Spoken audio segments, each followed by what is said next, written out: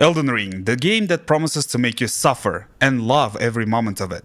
Like, what the hell is this thing? I wanted to say, Daddy, chill. but it won't. So what this game is like for a newbie that has never played any other Souls games before. Today I'm going to make a confession, a newbie's confession. Is it really this brutal?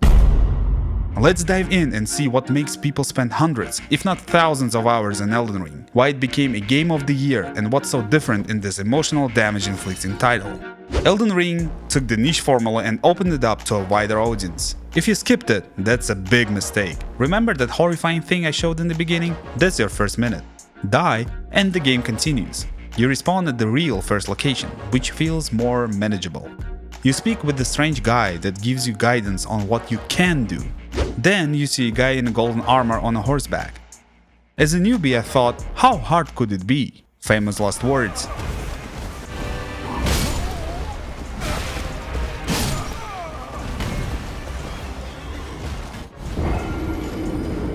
Starting as a wretch didn't help. Lesson learned, skip enemies and mini-bosses, explore instead and then come back and try again. Repeat until successful. So in a nutshell, I couldn't. But this was a lesson that the game teaches you. With no hand-holding involved, I decided to run around and made the right call. This seems to be intended. I found a guy that is a merchant. I didn't have any currency on me, so I decided to go on and see what else is there. Found a spot named Side of Grace. As the game continued, I was more and more excited for every single one that I found. What a light, what a place. And then there are some soldiers looking for stuff in the woodland area. I guess even in a fantasy world you can't escape nosy neighbors. Being now cautious, I approached one and gave him a real whack on the back. To my surprise, a couple of hits is all it took, and I even got some runes, which are the currency for almost everything here, from leveling up to buying stuff. I decided to spend a lot of time here, beating all of them time and time on end. Enemies respawn every time you take a rest at the Side of Grace. After some leveling up and buying some equipment at the merchant, and of course dying multiple times as it is custom in the lands between, I found a cave there with wolves. It was brutal. Those wolves, oh man, I developed a real grudge against anything on four legs after that. Seriously, everything four-legged really grinds my gears from here on out. Eventually, I beat them up only to continue dying to the first boss encounter. At this point, I felt like a crash test dummy in a medieval armor. But it always felt like it was my skill that was the issue. It wasn't like the boss was overpowered. Somehow, it was clear to me that it was the skill. And that kept me coming back to beat it. After about 6 tries, I failed him. It was exhilarating. There is definitely a learning curve to the game. Some mechanics feel like standard RPGs, so it's not extremely alien. Still, you have to find out a lot of stuff as you go. There is quite a nice feature that helps you understand what each statistic, item or any other thing in the menu does. It just takes some time to get used to. This tied with pretty rough combat makes it challenging to enter. So here comes the question. If it's that hard, then why keep on going? It felt relatively easy to what I was preparing for, so I went looking for trouble. I progressed and slowly approached a village nearby that was taken over by some soldiers. With my newly found confidence, after beating a boss, I went right in and died almost immediately. And did so many times more than I would like to admit. Each time I died, I learned more about their patterns of attack, how to dodge effectively and where to begin fighting them. Slowly, attempt by attempt, I was coming closer to success. Then you get quite good with it, and after multiple more times, it becomes a second nature. Just don't get cocky. Remember, confidence is good, overconfidence is one-way ticket to the loading screen. Then your guide Melina gets you a horse named Torrent, which saved my newbie behind more times than I can count. Following the light, I decided to go into the gates, where I got Torrent. And the freaking giant just dropped by me, and a ton of soldiers just started hitting me with bolts. I was not ready. So this is where I started to understand that yes, the game is hard, but even though you can't choose the difficulty of it, you can affect it by exploring the lands between, checking the locations other than me. When you explore, you can find some useful talismans, bosses and mini-bosses, stuff to upgrade your weapons and get new armor, and level up. Slowly but surely, your punches will hurt more, you will be able to take more damage and essentially get more experience in fighting. Elden Ring wants you to go and explore places, meet with some people, do some quests, so get your map out. At first, it felt like the game's map is pretty small. It doesn't really let you zoom out too much, but the world is massive, truly big. At one point I caught myself thinking, is it ever going to stop getting bigger? It eventually did, but much later on. The content is almost endless to explore. I spent well over 100 hours here. Still, I think I discovered only maybe 70% of what's there. I'm sure there are bosses, secret locations, and other stuff that I left behind. Ultimately, the reason to keep on going is that the game, while really tough, lets you know that beating it is possible. And when you eventually defeat the boss you spend 10, 50 or 100 tries on, it will be hard to stop from screaming in relief. I did it multiple times. Great feeling. Literally made me stand up from relief sometimes. Is there anything else to like? Well, the world is beautiful. The art direction, which I feel like is more important than graphics themselves, does shine here and matches the world really good. I mean, just look at all of those fantasy sites, castles flying on rocks, a majestic golden earth tree branching far away. The amount of various types of enemies populating the world, and some of them are really annoying. It just calls you to explore and see what else is there. One thing that stood out to me was that some places you have to go are really not that straightforward. Have you ever caught yourself trying to go somewhere in a game where you're not supposed to? Like skirting the ledge of a building in hopes of finding something, only to hit an invisible wall? Well, here it was more of a reverse thing. Sometimes to go where you need to, you have to do that.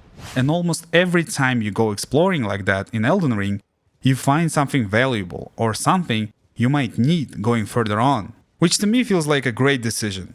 So again, the game wants you to go out and find stuff and see the world, all while getting something for it. The other cool thing that I experienced was that I wasn't really tired of the fights. There are so many types of enemies, weapons, incantations, and magic that you can just switch over to. I never caught myself bored of fighting, even when I died many times in a row. What helps with that is that you can essentially bring any weapon you want to the end, even the one found at the beginning. It's just a matter of upgrading it. You don't have to change if you have something that you like, which I did.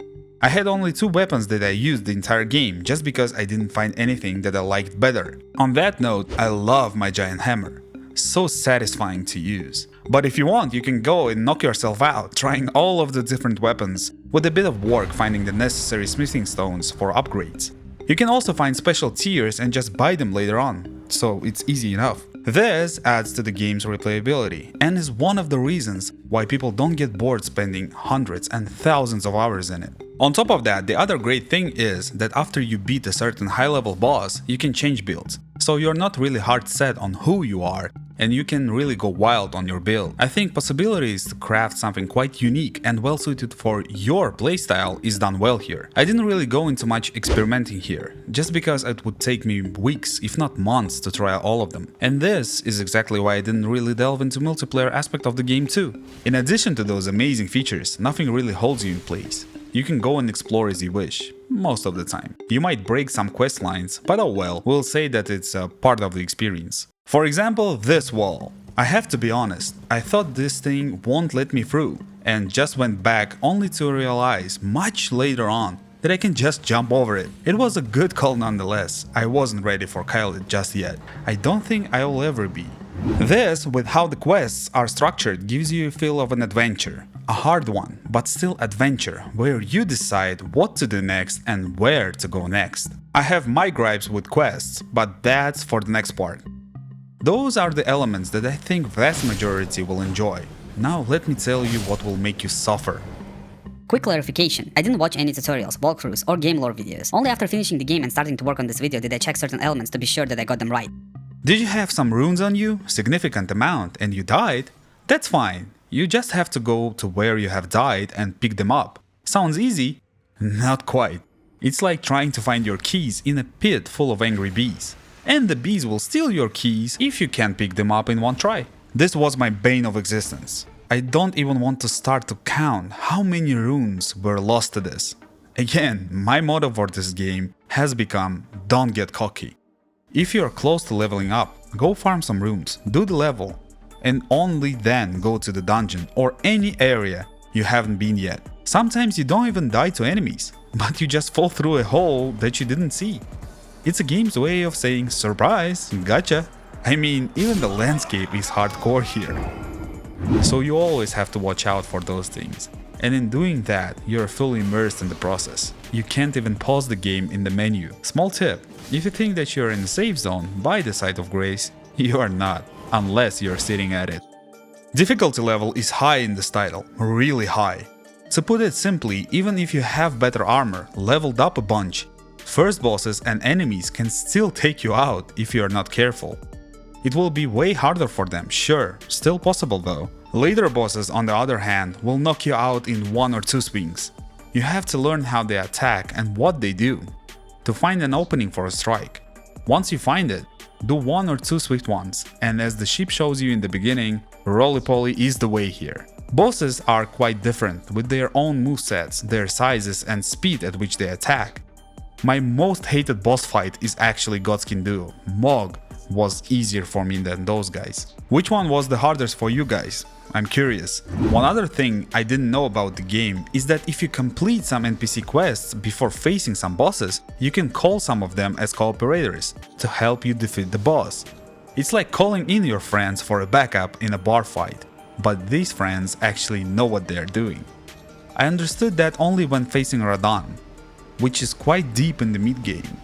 Another thing is the Ashes of War that lets you summon some spirits to help you out. I found out about them a bit earlier, but still didn't know that you can upgrade them. This was my suffering at its highest.